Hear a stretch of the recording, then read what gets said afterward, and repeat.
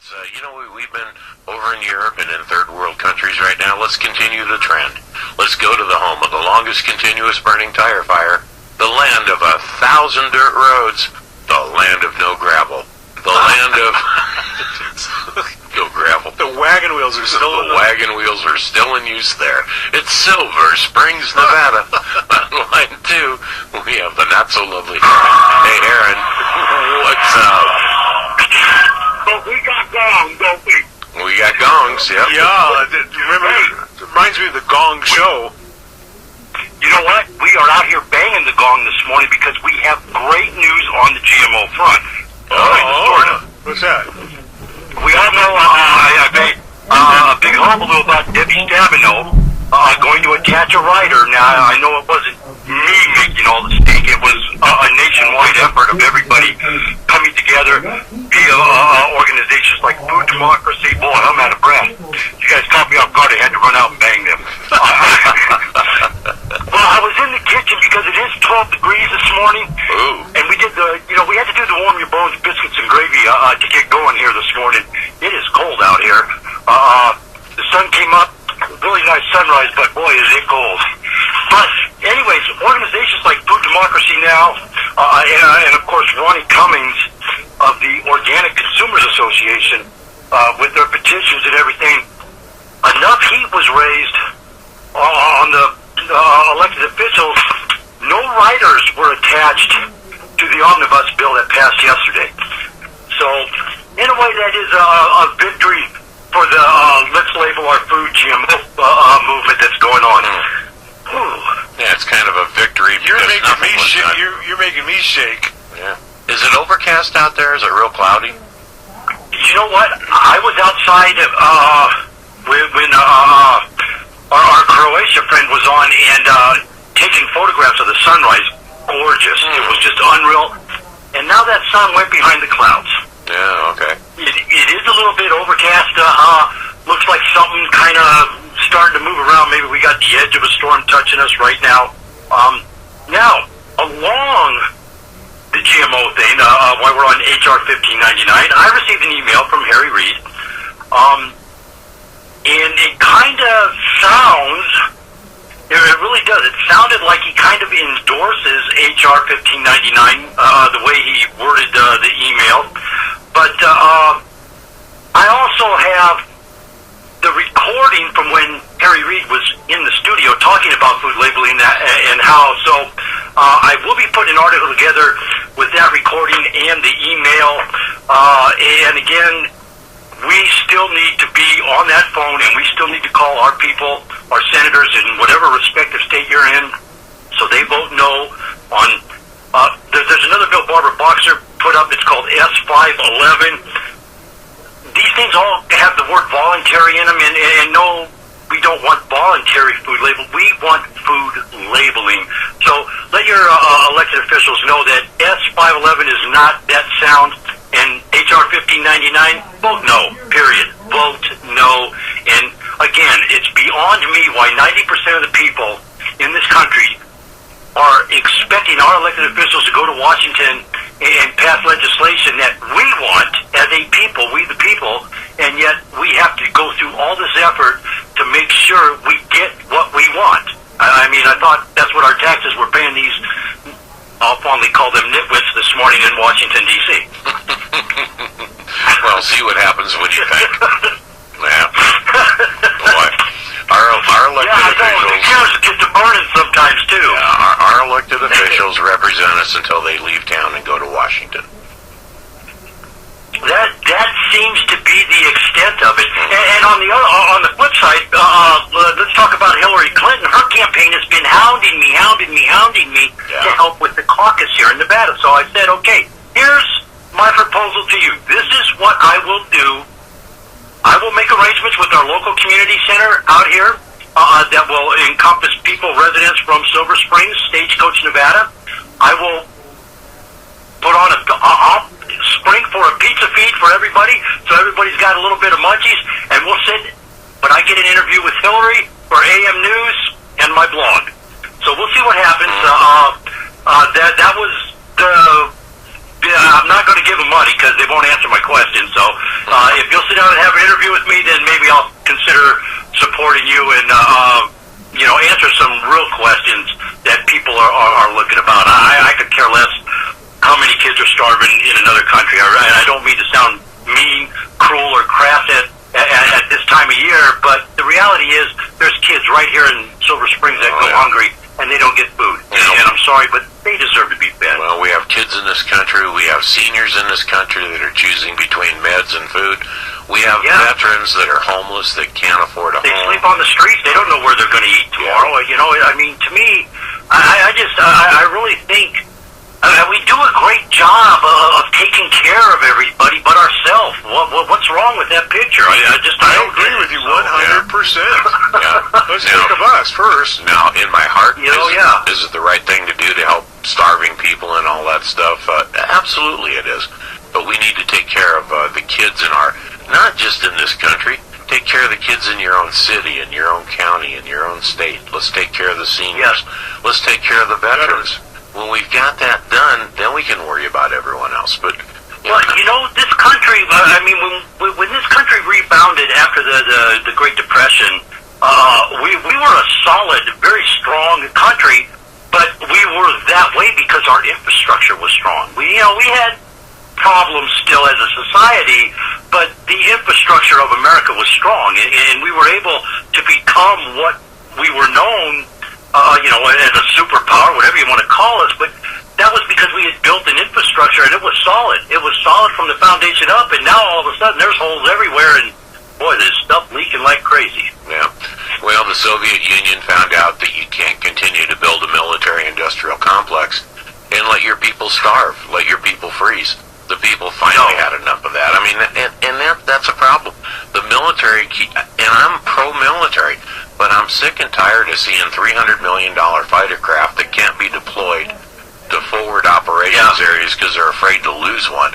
I mean, the F-16, other countries are screaming for F-16s. Those to us are surplus, but yet they're fine air-to-air combat aircraft. They're one of the best. They're one of the best. They're fast and maneuverable, but we keep replacing them with the next generation and the next generation. When you get one that's really good, who's the threat right now? Who are we fighting? We're fighting ISIS. How many fighter planes does ISIS have? None. Okay? That's a trick question, right? Yeah, absolutely. I mean, we need to gear our military towards our real threat. I mean, stay strong, but let's look at the real threat and deal with that. Yeah. All I can say is, hey, you know what? It's the time of year where we need to, and as I've said in the past, this part of Nevada really does do a good job this time of year coming together to help those less fortunate than themselves, and it's really cool to be a member of that community. It really is. Now, are you involved in any of the groups out there, the Republican or Democratic Central Committees or anything like that in Lyon County or in Silver Springs? You know what? I don't claim a political party because, this is just me, the political parties all have this ideology, and I think they're all crazy. And this is kind of why I like Donald Trump. He doesn't have a political agenda. He's got a money-making agenda. And make no mistake, win, lose, or draw, that man is going to make a buttload of money on what is transpiring right now. Everybody in the world is paying attention to him. Why? Because he's running his mouth. And you guys said it yesterday, he's an entertainer. And don't think what he's doing is not to milk the cameras. Well, what about McCain? It's not. What's that? McCain ran against who back in the 60s? Clinton. Well, no, he ran against Bush in the primaries. I mean, he was... Okay, who's the guy during the 60s, late... McGovern. George McGovern. Yeah. He failed miserably on the president run, but he went on to make quite a few $1 million because of that. Yeah. Yeah. Well, good for him. Yeah, he sure did. Good for him. Wasn't he governor of Minnesota or something? Yeah. Wisconsin or and I'm not saying it's bad. I'm just saying it's very possible. Mm-hmm. All these guys can make some money now because they've got some kind of visibility to the nation. Well, I think Trump understands. Trump understands you have to spend money to make money. Whatever he's spending in this presidential bid, he'll more than make up for in the business community after the bid's done. Yeah. So,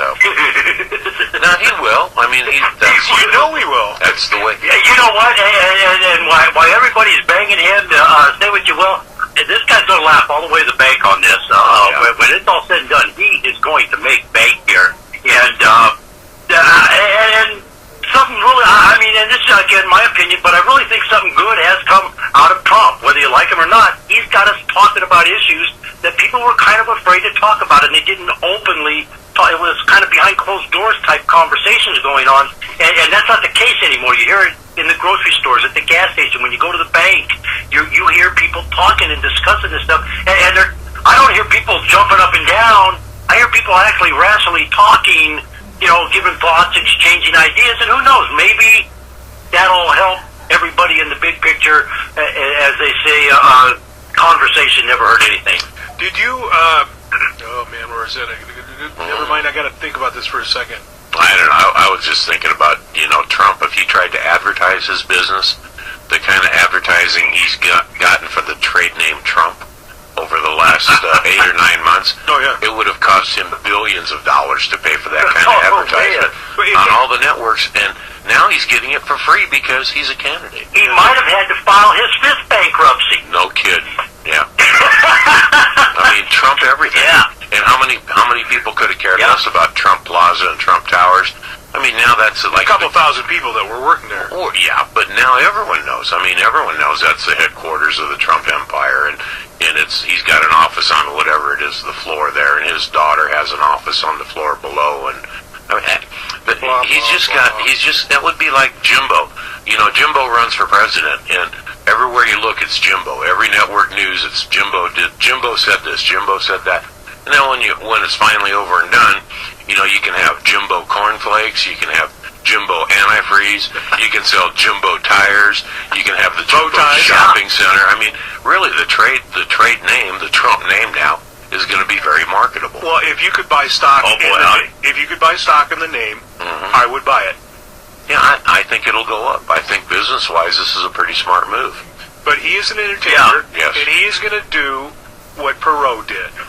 He, at the last minute, whether he goes bails out of the Republican Party or whatever, at the last minute, the dude is going to say, never mind. Never mind. Yeah.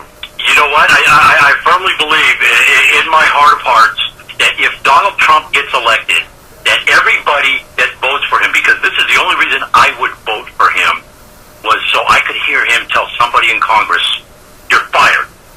Just so I could hear him say that as President of the United States. Well, I'll tell you what, I would be liquidating all of my property and assets. Yeah, he can't do that. I would liquidate everything I have to move out of the country. Crazy enough to try it.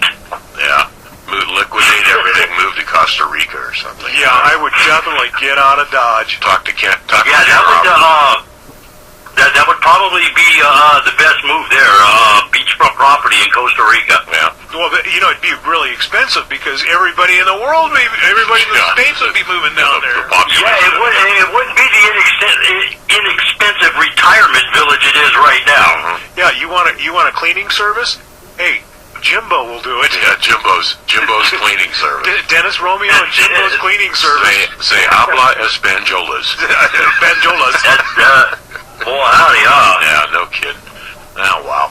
I forget, is Trump pro-gun? Is he anti-gun? What is he? I don't know. Has he said anything about Second Amendment? Does anyone out there know? I mean, what's our email? What's our text? You know what? I haven't heard anything come out of him yet either, but, I mean, as much as I kind of really didn't like Uncle Ronnie, Uncle Ronnie did get shot by some idiot, and then he went, and he never tried to have guns taken from anybody. He just went back and did the job as acting as president, as I always said it was.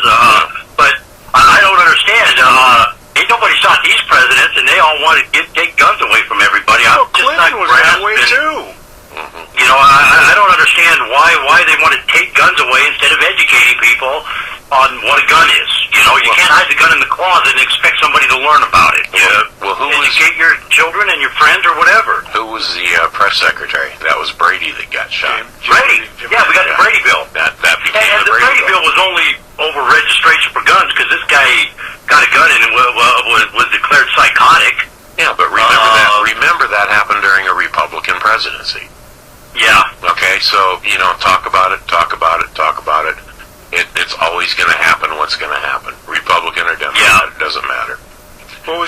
saying it was a Republican. Well, because, supposedly, a Republican president will protect your gun rights, what about the Patriot Act? Yeah, that happened that's under the theory. Bush. I mean, and what are they, That is a theory. what are they talking about now? They're talking about, here's the classic example. What do Republicans believe in? Less government, less government, less government, less government.